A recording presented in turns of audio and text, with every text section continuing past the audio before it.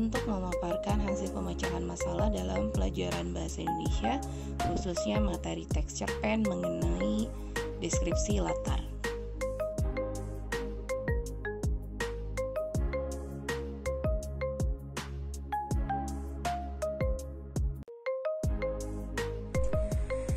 Pada kesempatan kali ini kita akan membahas permasalahan yang terjadi pada pembelajaran Bahasa Indonesia di kelas 10, khususnya pada materi teks cerpen di kelas 10. Salah satu fokus permasalahan yang saya temukan di dalam kelas antara lain penggambaran latar yang dilakukan oleh para siswa.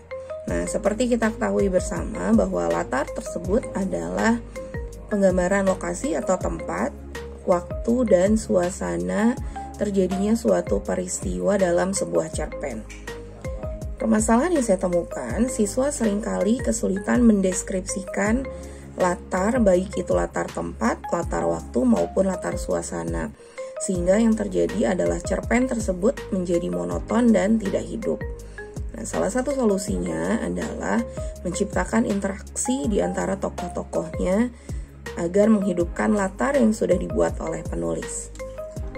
Seperti terlihat pada beberapa contoh ini, siswa menggambarkan latar waktu, tempat, dan suasana dengan kalimat seadanya, kalimat pendek dan tidak dideskripsikan, sehingga ceritanya kurang menjadi menarik dan kurang hidup. Pada kesempatan kali ini kita akan membahas permasalahan yang terjadi pada pembelajaran Bahasa Indonesia di kelas 10, khususnya pada materi teks cerpen di kelas 10. Salah satu fokus permasalahan yang saya temukan di dalam kelas antara lain penggambaran latar yang dilakukan oleh para siswa. Nah, seperti kita ketahui bersama bahwa latar tersebut adalah penggambaran lokasi atau tempat, waktu, dan suasana terjadinya suatu peristiwa dalam sebuah cerpen.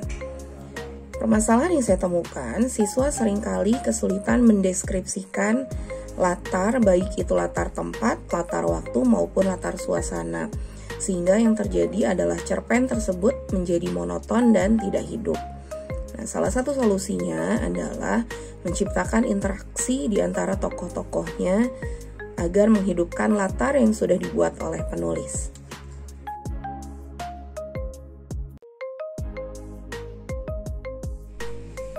Pada contoh berikut ini juga terdapat kesalahan siswa ketika mendeskripsikan latar. Pada contoh tersebut, siswa hanya menuliskan latar suasananya adalah menegangkan.